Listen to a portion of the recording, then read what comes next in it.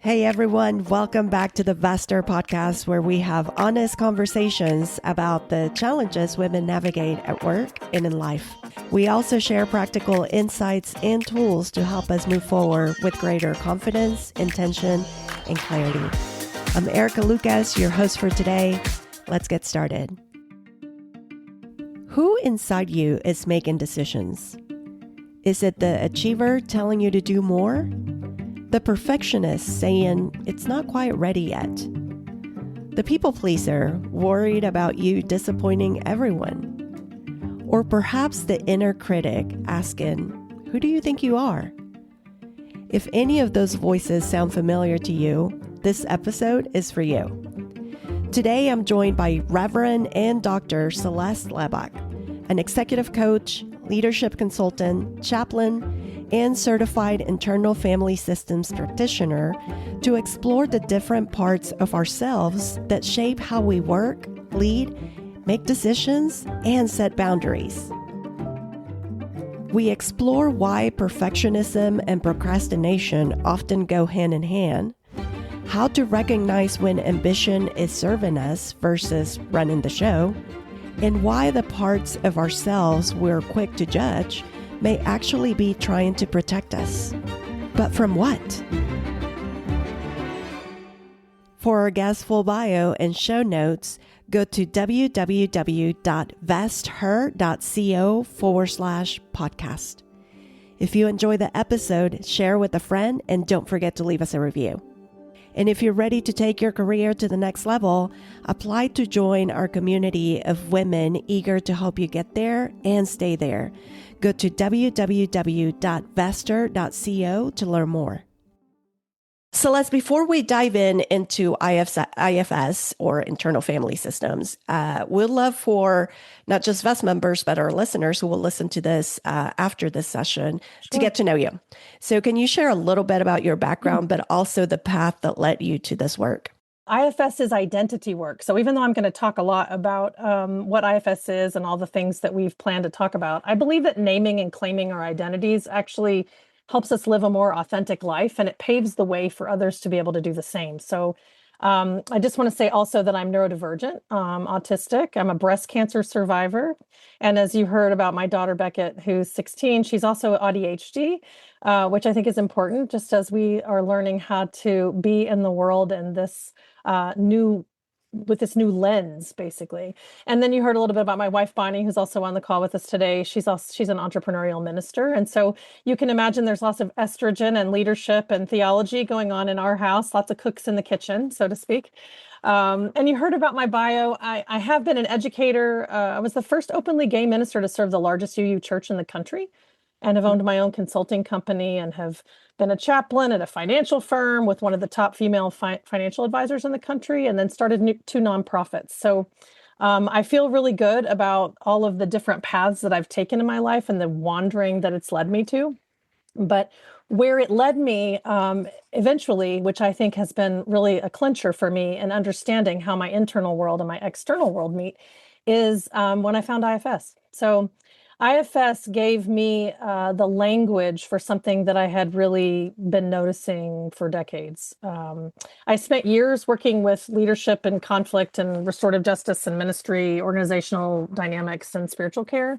But again and again, I kept watching people sincerely know that what they valued and then behave in ways that were contradictory to those values, and in a lot of different contexts. And so I have to sit with people and try to help them understand why it is that they believe one thing and then they do another. And I did it too. And so IFS really gave me a way to understand that without immediately turning it into a pathology or a character flaw, which I think is really important, because I think everybody does this to some degree until we can actually know a little more about our internal world. We can know what exactly matters to us and still have a part of us like take over because it believes that something important is at stake. And so really learning about IFS changed how I understood leadership and really made me think about how before we can really ask what's the right decision for me to make as a leader, we first have to ask who inside of me is making this decision. So now I teach this method of really going inside and seeking internal consent to leaders, and do it myself with IFS as the primary map. So that That's question, who inside is making this decision, is really underneath our whole conversation, I think, today, Erica. And I'm so excited about it because for the longest time, I thought I was crazy. I mean, Exactly. honestly, and even talking to my younger daughter, I have two daughters, one that's 21 and one that's 18. And Yeah. we've just been talking more about it. And like you said, we now have the language and there's been studies now. But Yes. for so long, I've thought, I can't speak for others, but I thought, oh my gosh, I can be confident and, and show up as an achiever Yep. sometimes. And 10 minutes later, Yep. all Yep. the imposter syndrome would kick in, right? A So hundred percent. really, so let's talk about that. For someone hearing about this for the first time, can you explain the idea of having different parts within us? Yeah. And before I do that, I just want to say how I want to normalize your experience. Like, I think that what has happened, unfortunately, in our culture is that our culture really promotes this construct of mono-minded thinking, which means if we inside of ourselves believe one thing and also believe the polar opposite of that thing. So I want to go to the party. I don't want to go to the party. On the one hand, on the other hand, we see that across all cultures and all languages. And actually, the interesting thing is you are not either the one, your right hand or your left. You're the one watching them. And I think that that's a really important component of understanding IFS. But just more specifically, internal family systems is it's a model that was developed by Richard Schwartz that understands the human mind as really naturally, inherently multiple. And this concept has been around for thousands of years. I like to say it's a forgotten ancient technology, or maybe it was a colonized ancient technology, depending upon how you look at it. But we all have different parts. And we also have an inherent capacity for inner self leadership. So, what he calls self, this unharmed eyewitness who notices our parts. So, for the definition of parts, we're looking at these different inner voices or impulses or emotions or ways of being that have developed to help us navigate our lives. So, you mentioned already, like the achiever, right? We have an achiever, maybe a perfectionist, maybe a critic. So, we have these parts of ourselves, like the achiever who says, we can do more than we're doing right now. Let's go get another certificate, another degree, right? Aware of that one for sure. A perfectionist who maybe thinks that we need to make one more revision of something, or who works alongside a critic who is replaying a meeting on the drive home over and over and over and over again, right? A people pleaser who might want us to track whether everyone is okay. So we're watching the emotions on everyone's face. Maybe there's a part of us who wants a promotion and another part on that very same day who wants to quit the very same afternoon, right? So all of that inside of us are parts, and they're not character flaws. They're intelligent members of our internal system that develop strategies in order to help us succeed, belong, stay safe, maintain connection. And many of those strategies actually worked extraordinarily well at the time, but they have gotten out of context, right? So many of those parts might have helped us get out of conflict, or helped us earn a degree or a promotion or praise or financial security or belonging. But the problem comes when that out of date strategy, that part functions out of context and continues running automatically after the circumstances have changed. So those are our parts. And I want to talk for just a minute about self. Self energy is that eyewitness, right? It's the most current, up to date you who has the most power in the moment to be able to act in the moment. And it's our inherent capacity to be able to lead and be with all of those other parts I just mentioned before. So it's the you who notices those parts. It's the you of this very moment who can guide your attention. And so I think one of the things I've been kicking around, which I think is really helpful, is to think of yourself as your inner executive or your inner CEO. I joke Hmm. that like Hmm. IFS helps us to become the benevolent CEO of our own organism, which I think is a great way to think about it, right? Yeah. Especially for leaders who are trying to be leaders in the outside world. A wise executive doesn't fire their members of the leadership team because they disagree, right? She Hmm. listens. She Mm. understands what each person sees. She Hmm. holds this larger purpose and values of the organization. And then she's the one who makes a decision from the perspective of the whole. So IFS identifies self as that most effective leader of the internal system, where parts have agendas and self has attention. Well, I want to ask you because we tend, perhaps because of societal norms, how we've adapted to several systems, we tend to label some parts of ourselves as good, like the achievers, and Yeah, others as bad, like the yeah, procrastinator. sure.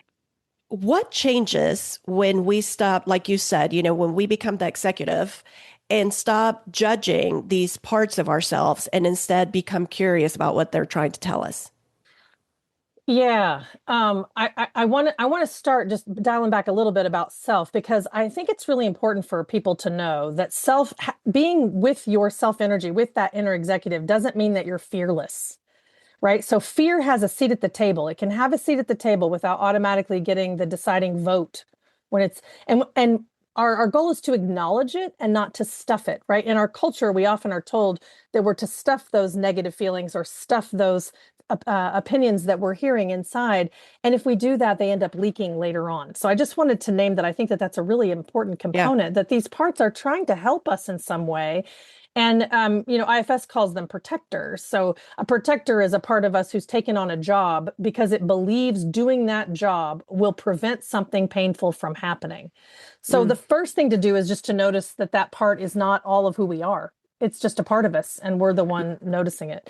And if we can begin with appreciation, I will often say when I'm guiding someone in IFS before they learn how to do it themselves, that gratitude is the grease, right? So we Mm. come trying to see if we can see from their empathize and see from their perspectives. So these parts developed and their strategies worked. So for women in leadership, they might have worked exceptionally well early on, right? An achiever might have discovered that accomplishment brings recognition, or a people pleaser might have discovered that reading the room maintains connection, or a Mm. perfectionist might have learned that not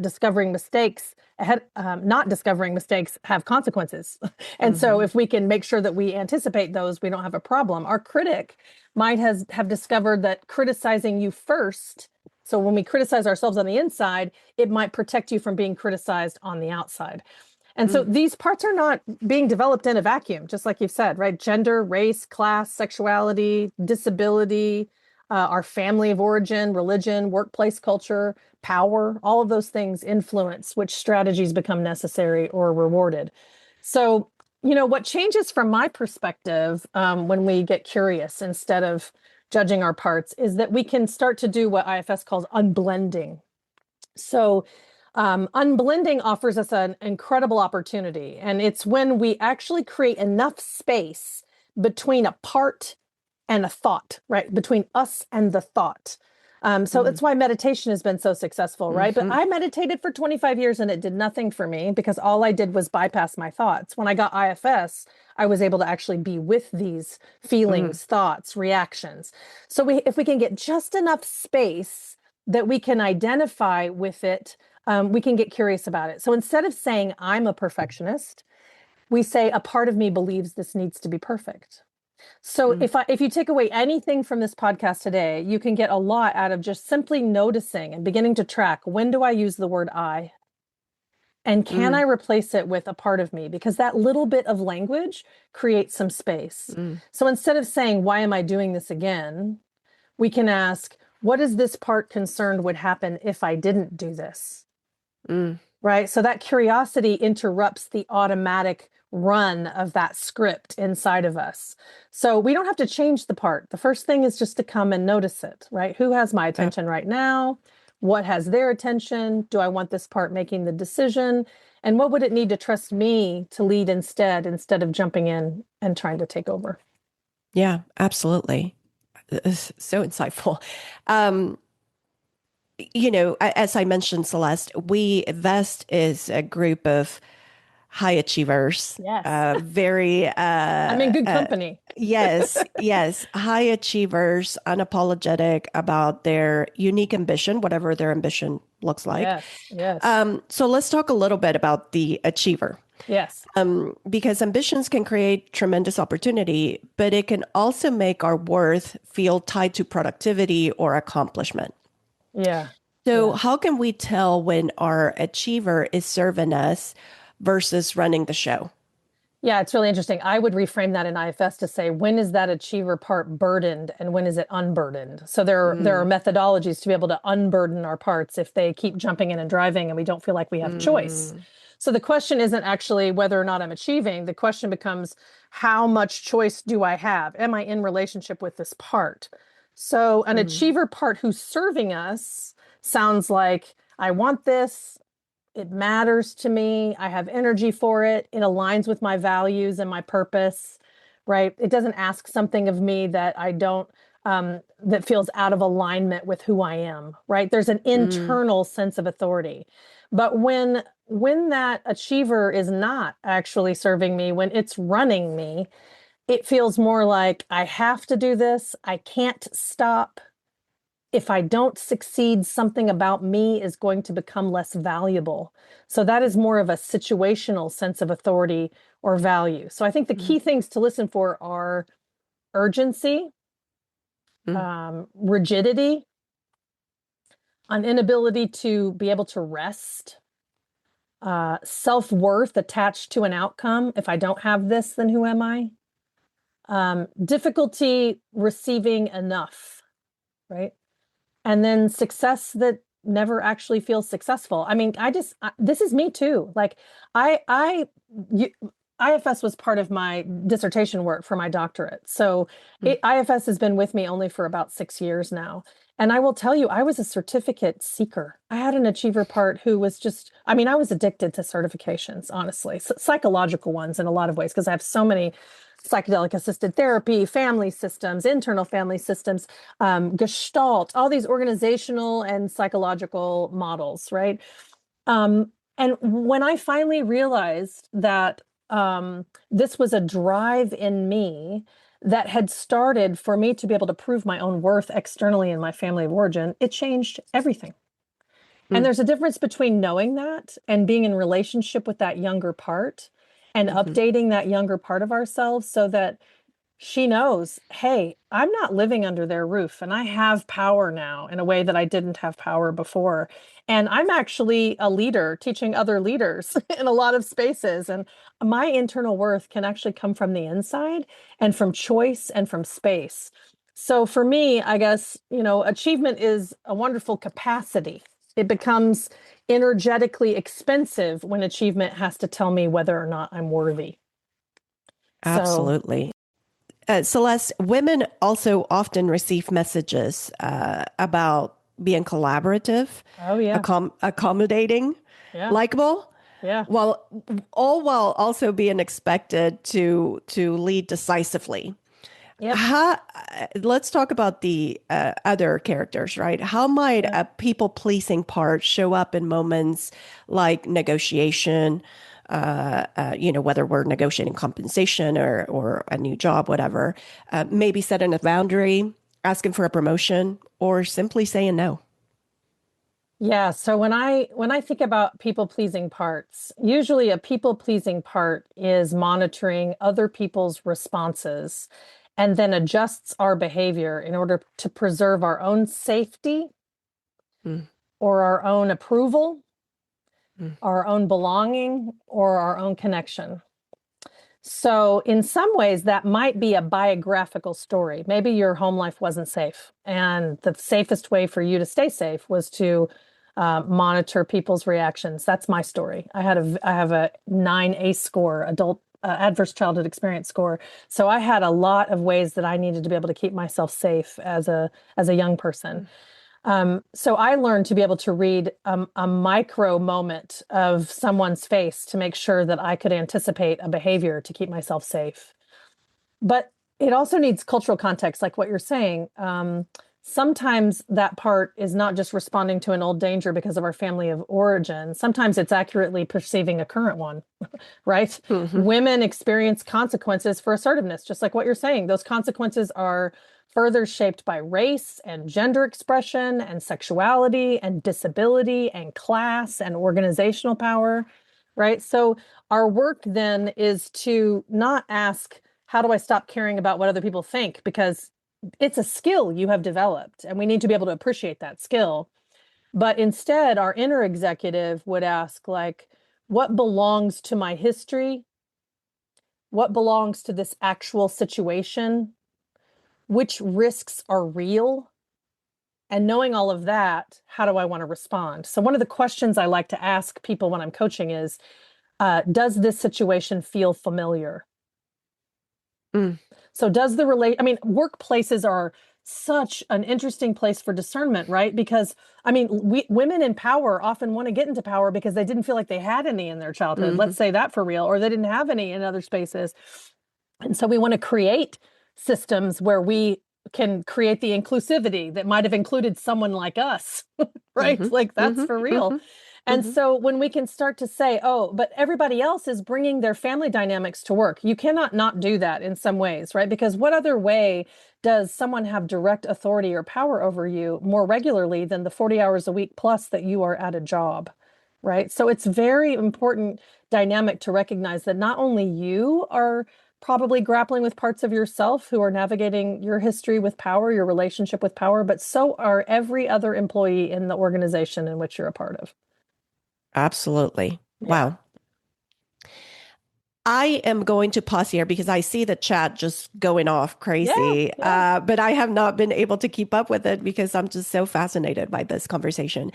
Jay, what are we seeing on the chat? Everybody is loving it. So much good notes in the chat, so many people sharing their own experiences and feelings. I love this question from Nicole. She said, how do we separate the views we hold of ourselves from the true inner self? It's easy to identify with the characteristics that bring us the most reward, whether it's survival or performance. So say the question, the question part again. So how do we separate the views we hold of ourselves from the true inner self, since it's easy to identify the characteristics that bring us the most reward? Yeah, so it takes practice. So it's interesting because I can go down a theological route and talk about empire, or I can go down a political route and talk about capitalism. But there's a lot of ways in which our world is shaped around us not placing our authority inside, whether or not it's the medical industrial complex, whether or not it's the food industrial complex. No matter what it is, there's a lot of ways in which our inner authority voice has been squelched. And honestly, it takes practice because we don't have that practice to listen to self-energy. So when IFS was actually validated as a research-based trauma-informed therapy, the thing that's amazing about it is that he was able to recognize and validate that everyone has self-energy. This is a really big deal because whether or not we have parts or not, most people will agree with, but whether or not we have self-energy or not and have that alignment on the inside underneath all these parts is the thing that wasn't actually validated. So there's lots of models of multiplicity, but IFS is the one that says, no, also you have self-energy. So how do you know about self-energy? You practice it, you get to know it, you get to understand it. And one of the basic ways to know is, do I have an agenda? Am I right now? Does this part have an agenda? Is what I'm hearing on my inside voice, does it have an agenda? Because self-energy has enormous amounts of spaciousness, lots of spaciousness for outcome.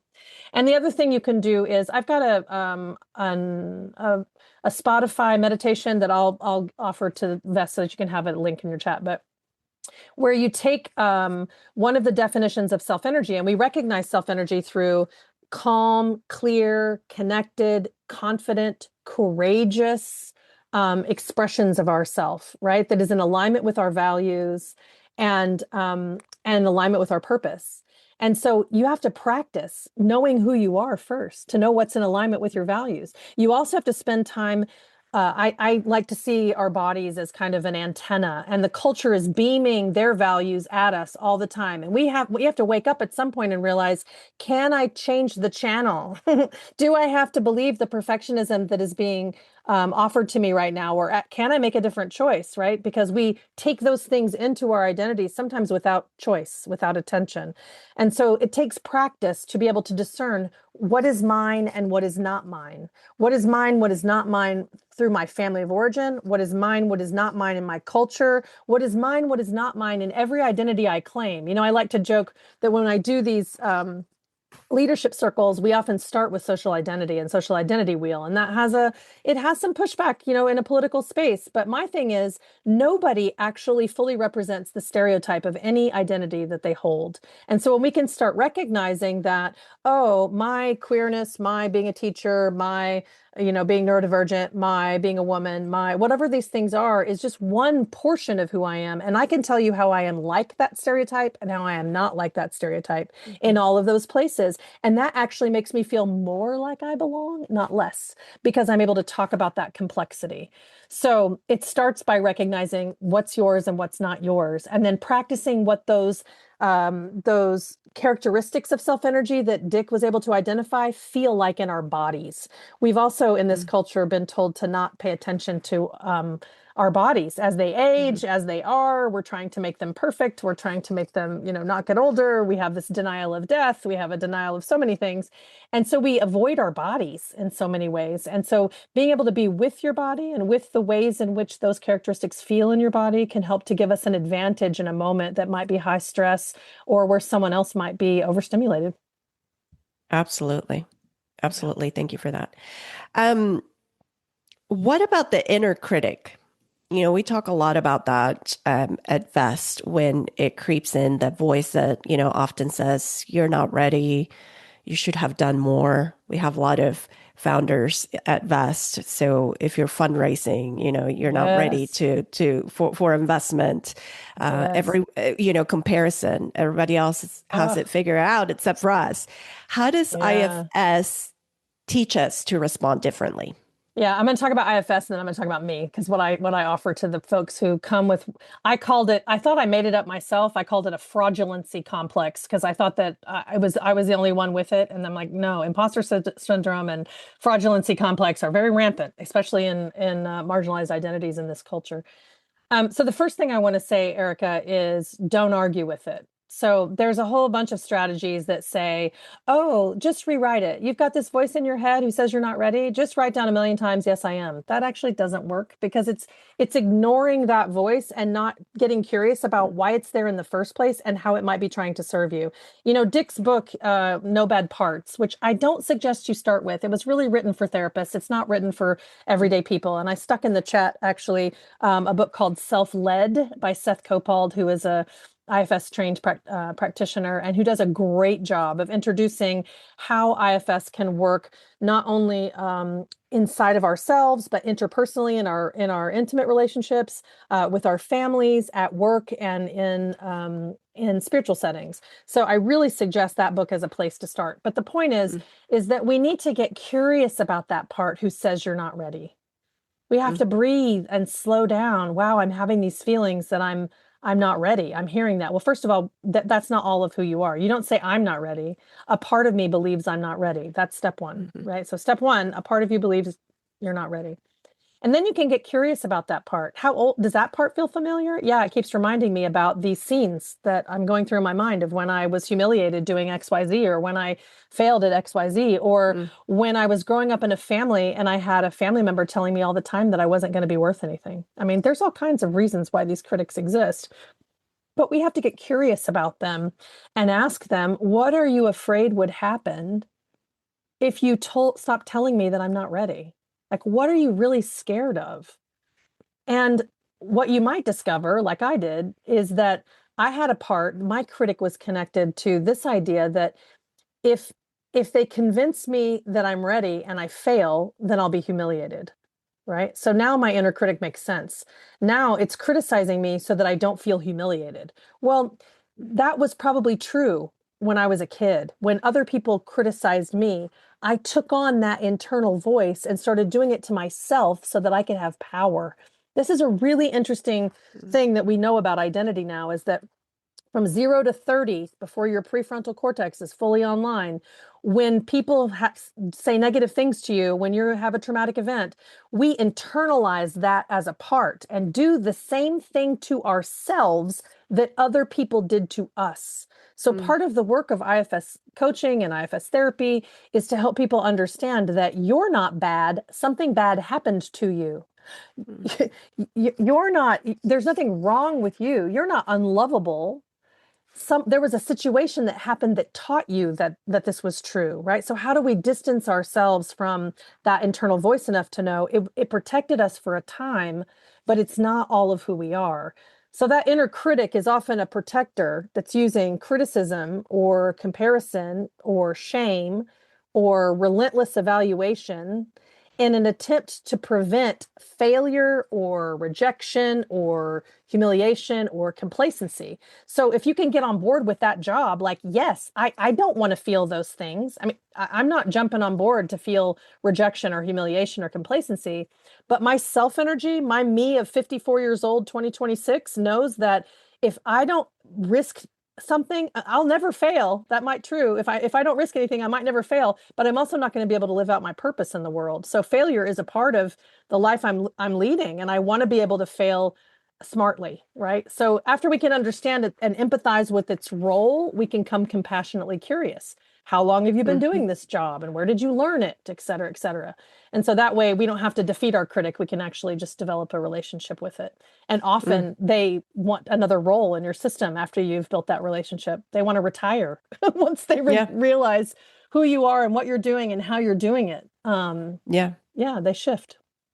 I love that. Yeah. I want to get back to the leading from self. But before I do that, to finish this, how does IFS can show up at work? Perfectionism and procrastination can look like opposites, but they often travel together, right? They feed off of each other. Bedfellows, as we say. Yeah. What is happening internally? Because I think a lot of us, experience this. So I think it's important for VES members and listeners to know what is happening internally when we desperately want to accomplish something, but find ourselves avoiding it and putting it off. So, Erica, I think you already said the word, which is polarized, right? So actually our perfectionist part and this I'm not going to start, this procrastination part are often, they can be in polarization with each other. So it's when two protective strategies become locked in opposition, with each becoming more extreme in response to the other. So the example is the perfectionist says, we have to do this perfectly. And another protector says, then we're not starting. Right? So the second part may look like laziness or procrastination, but it might just be protecting you from failure or exposure or overwhelm or more criticism or a loss of autonomy, right? So the behavior isn't necessarily the part, the behavior might be the strategy. And that's really important. How do I make myself stop procrastinating? Instead of asking that question, maybe try, what feels so dangerous about starting? What feels so scary? What are we afraid of with regards to starting? Because polarizations aren't protective relationships among our parts who are they're trying to protect us from something, right? If you haven't seen the film Inside Out, I highly recommend both Inside Out and Inside Out 2. It's a huge oversimplification, but it does still help you get the gist of the interrelationship that parts can have, kind of fighting over the control center, right? Fighting over what it is that you're doing in the present moment. They had an IFS consultant actually on both of those films. Yeah. That's awesome. I watched the first one. I have not. Oh, the second one's good too. Oh, really? I they're both great. I have to get to it. Going back to the leading from self, we know that this is one of the central ideas in IFS, but what does it mean to lead from self, and what might self-led leadership look like, let's say, in a difficult workplace conversation or conflict or career decisions? We have a lot of us members that are experiencing career transitions right now. Yeah, that makes a lot of sense. So self-leadership, or leading from this inner executive, like I'm talking about, being that benevolent CEO of your own organism, means that you get internal consent before you make big decisions. That's the first thing. So people who are interested in changing jobs or who are in that stage of their life, really checking in with all of their system about not only each choice, but what they want to move toward, right? What they want to bring into their awareness, what they want to put their attention on, their focus on. But self-leadership in general is the capacity to remain in relationship with everything happening inside of us. So not stuffing it, remaining in relationship with what's happening inside of us, while choosing our response in the outside world based on our larger values, our purpose, and our awareness. So that doesn't mean just being calm in conflict, right? It actually means being courageous and confident and having clarity alongside being compassionate and connected. So what it really means in leadership spaces is that I can disappoint you without abandoning myself. That is a huge learning that comes from being in self-energy, right? I can hear my fear without asking my fear or letting my fear make the decision. I can listen to the part of me that might desperately want everyone to like me and still ask for the salary increase or still ask for what I need, right? I can hear my achiever telling me that we could do one or more thing and then decide we're finished, right? No, I don't have more energy to do that. I've got enough. We've gone far enough, right? So self-leadership is always relational. It's always relational, but it's not just relational on the outside. It's relational on the inside, recognizing our own inner world. So the goal is not getting our difficult parts out of the boardroom. It's actually developing enough trust within your system that they don't have to hijack the meeting to get our attention or somebody else's attention. So that's the central move, really, from internal reactivity toward internal trust. That's what self-leadership looks like. Yeah. Love this. Jay, I'll turn it over to you for any questions that were shared on the chat. So we didn't have any other. We did have one. I think Dr. Celeste kind of touched on it. It was from Sierra. So Sierra, please feel free to chime in if you want to talk more about this. But she said, how do I change my bad habits that feel like they're ingrained in me? I feel like I keep making bad decisions and I feel like I can't stop in the moment. How do I name this feeling and how do I fix it? And then Tiffany McKnight also had some great advice that I thought was really beautiful. She said, reframing something as bad as part of you that it might just need some attention or clarity can help prevent self-shame. So Sierra, if you want to unmute yourself and talk more about this, I thought it was very relatable, probably for everyone. I've just been making like really bad financial decisions. Like as soon as I got my grant in for college, and I've started a new medication and they were worried it would make me manic, and it did. And as soon as I got the money in, I spent so much of it, more than I meant to. And I just felt like I couldn't stop myself in the moment. I can't reframe myself in like when I'm doing things. And how do you guys have like the strength to hold yourself back sometimes? Because I don't always have the strength to hold myself back and keep myself accountable. Yeah, I hear what you're saying, Sierra. And I want to say that number one, I'm so glad that you're able to notice what's happening. So the first thing is just recognizing it's a part of you. So obviously medication and diagnoses can impact some of these things, but it's less about strength and more about relationship. So our parts need us as leaders, the self-energy, to be with them. And oftentimes they will go to extreme behaviors to try and get our attention. So the question would be, that part of you that was overspending or spending quickly, you can go back now. It's already happened, but it's worth the engagement to see if you can notice how that part shows up in your body. Where is it that when I feel that urge to just go buy, spend, where is that in my body? Where is the sensation in my body? And then just turning your attention toward it and saying, I know you're here. I know what happened. I'm with you. You're not trying to stuff it. You're not trying to stop it. You're trying to understand it. If we come trying to stop a behavior, it actually usually backfires.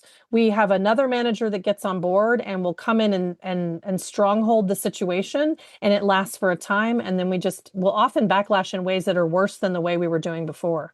And so it's really about learning how to be in your self energy. So I highly recommend that Spotify meditation that you're going to be able to see on the podcast resources, and spending some time with those qualities so you can recognize when they're present in yourself and know when you're in self energy. But the agenda to buy, right? The agenda to buy something is an agenda, right? And capitalism really banks on this. So part of my defiance about my own autonomy is that I really want to be choiceful when I buy something, right? I want to be very choiceful. Why am I doing it? What do I think it's gonna give me by doing it? What is the need in me right now that makes me feel like I need it? Is it just because I need it and I want it, I can have it? Is that connected to my younger self who maybe didn't have that opportunity, who didn't have things that she wanted? There's a lot of personal story and your personal experience that's going to feed into a lot of this, Sierra. So I just think that taking the time to be with your own self energy is the first step, and then getting a therapist who's IFS informed. The IFSI website has Find a Practitioner, and there's a lot in Oklahoma now that take insurance. So my suggestion is to go online and find them if you have that available to you. All the money I spent on my business, but I still feel so much guilt about the amount that I spent. Yeah. Because of how fast I spent it and how little self-control I had while I was doing spending. Right. That makes a lot of attention. That makes a lot of sense. And, how many of us have justified a purchase because it was a business expense? Just like raise your hand right now so she can see that she's not alone. Like, how many of us have done that? Right. Come on. Yeah. Yeah. So you're not alone. And the question is, noticing it is part one, and then not trying to stop it, but pay attention to it and get curious about it when it comes up again, and see if you can wait just a little bit longer before you click that button. We are being manipulated into purchasing things so often right now that just to get your autonomy back requires that we pay attention to, oh, look, this thing's come up on my Facebook is listening to me right now. My phone is listening to me right now about the things that, I might want to buy next. If I have a conversation about a hummingbird feeder with my friends, all of a sudden 15 hummingbird feeders are now on my, Facebook feed, and so, or Insta feed or whatever. So, I like to say, I don't want my attention to be controlled by someone who would benefit from it without my consent. Right. And how many times has that happened? We have to kind of reflect on how many times has that happened and it didn't actually meet the need. Most often, I would argue. Erica, I have a quick comment/question. And Sierra, thank you for sharing your question. I think that just gave me the confidence to be a little more vulnerable. Dr. Laback, what you shared about knowing that past self and that age of like how we are reacting and showing up. And I just wanted to share that I've only been learning and reading up about IFS recently, but I've had some childhood trauma. And recently was in a situation where, I was touched in a way where I did not appreciate it. Yeah. And it's taken so long, but in that moment, I was actually able to recognize that, hey, I'm not 6 or 12 anymore. This is me in this present moment. And I was actually able to speak up and say, hey, that made me uncomfortable, and I would appreciate if you don't do that again. And I just want to share that how much of a breakthrough that felt. Especially, something like a professional environment, it's often hard. Yes. So thank you. Thank you so much. And my question is, as we continue doing this work, especially for me, it's so many thoughts going at the same time, right? Again, the social part of it as well. What are people going to think? Is this going to create a scene? Are people going to think I'm overreacting? All those thoughts were coming in. So if you have any guidance or advice around how to manage ourselves in that moment, and maybe not even the inner critic, but even the outside things, the macroeconomics of it that comes in. Yeah, I think you're pointing to practice. You don't just turn inside one day and then all of a sudden now you can in a heated moment that triggers something that might have been parallel to our childhood experience, we can just automatically make another decision, right? Like it's not that quick. But what is possible is for us to be able to practice being in self energy with our system. And there's a lot of really wonderful meditations that make space for that. One of the ones I really love, you can find my meditations on Spotify. They're going to be on Insight Timer hopefully by the end of the month. But um, one where we actually put someone who triggers us in a room with a window, and we don't go into the room. We just look at them. They can't see us, but we can see them.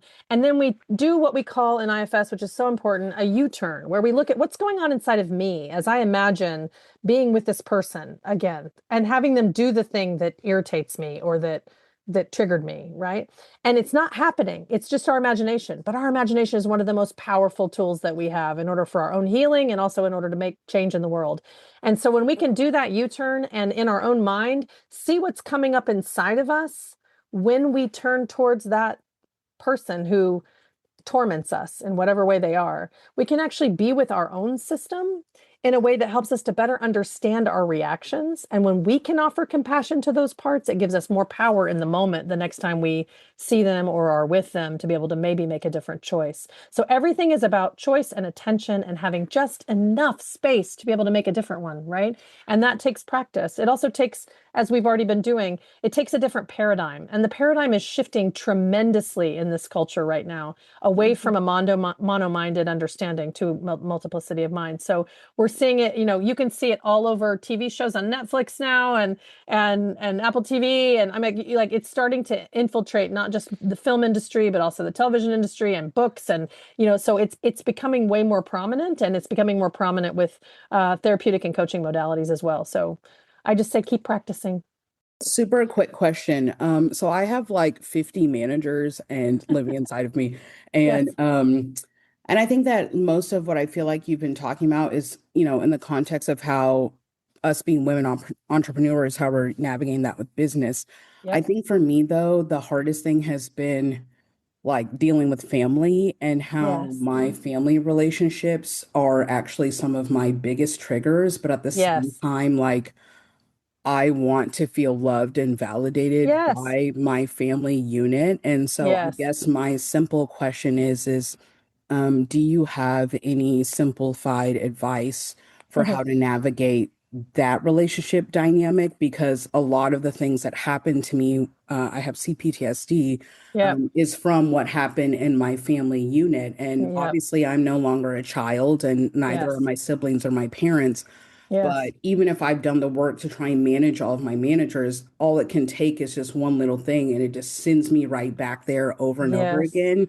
And so Yes. I've kind of separated myself at this time, like not fully isolating myself. I've just had to really uphold those boundaries. But I think that has been the most painful thing for me is creating that distance and still being able to trust that like they're still going to be there and hopefully, we could grow over time in a more positive direction. Yeah, Tiffany, I'm glad you brought that up because I think a lot of women in leadership actually struggle with this thing where um, in the business world, we can be as calm and steady and make difficult decisions and have complex things coming at us left and right and make all kinds of great choices. And then put me back in my family of origin and I go from 54 to 12 in a heartbeat, right? So part of that is because those parts are desperately wanting your attention. I mean, those parts are saying, please give me another opportunity to repair this unfinished loop, right? Where I was wanting support and I didn't get it. And the thing is if you keep seeking that same support only from your family, you will likely continue to be disappointed. And so I think the boundaries make a lot of sense right now, Tiffany, while you're doing your own work. And I also think that you have to get really clear about what is the capacity of the family members who you are going back to. And are they also on board with doing their own work. If they're not, then us putting ourselves in that situation over and over again actually puts ourselves in a CPTSD space, right? So can we, without complete cutoff, still have enough boundaries that we can stay in relationships so that it's not full cutoff? Because that actually, cutoff from our family perpetuates generational trauma. I just want to name that again, because there is an epidemic right now of very woke young folks cutting off their parents and very conservative folks cutting off their kids. And I just think that there's a misunderstanding that actually impacts the next generation. We've seen it through epigenetics, and we've seen the ways in which cutoff can actually cause a lot of harm multiple generations down. So I just want to say you're doing the right thing by continuing to do your work. Practice putting your family members in that meditation in a room with a window, because that's what it takes to be able to get to those managers and understand not just the managers themselves, but what they're protecting. There's an exile underneath them that they're protecting. And once you can get to that exile and be the thing that you didn't have at that age, it will give you more spaciousness and more self-energy to be able to be with them in a different way. Wow. Thank you for that question, Tiffany. And thank you, Celeste, for the insights. What resources, unfortunately, this always happens. We run out of time. Yes. But I want you to tell VEST members and listeners where they can find you, how they can listen to your show, all of those things, and maybe leave us with a couple of resources, especially for those of us that are new to IFS that want to continue to learn more. Yeah. So what you've already got in the chat is where I'd start. Self-Led by Seth Copald is a great place to start to really be able to understand things. If you want to find me, the cool thing that I have coming up that you might be interested in is that I am launching the Inner Executive cohort, which starts in October. And so we're going to meet every other Thursday for 12 sessions. And the cohort is intentionally limited to just 12 women leaders. So the methodology is very highly experiential. So we're taking internal leadership principles that we've been talking about today, and we're applying them to real life decisions in your world. So we're looking at conflict and boundaries and communication and organizational dynamics and pressures participants are actually navigating in their workplace. But it's not just giving you another thing to look at, another idea, right? It's using IFS as the map to actually work with your system in the moment. So there'll be demos, opportunities to be able to share from our own internal world. So so I as I hear you all talking about wanting August to be about returning with intention, for me, it's really all about attention. What has our attention? How is our attention stolen?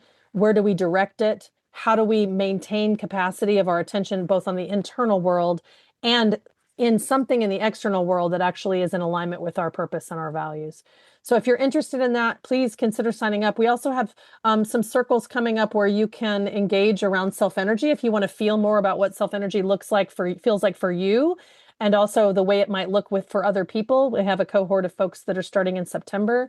So there's a lot of opportunities to be able to engage, and would love to be able to talk with anyone who else is interested in doing more work. But start with Seth Copald's book, Self-Led. It's really a great place to begin. And for those listening who don't have access to the chat, how can they find you? Easiest way to find me is just celestelaback.com and go under the teaching component, because under the teaching component, you're going to find not only the Inner Executive cohort that's coming up for women, but also those listening circle cohorts that will start in September. If you enjoyed the episode, share with a friend, and don't forget to leave us a review. And if you're ready to take your career to the next level, apply to join our community of women eager to help you get there and stay there. Go to www.vaster.co to learn more.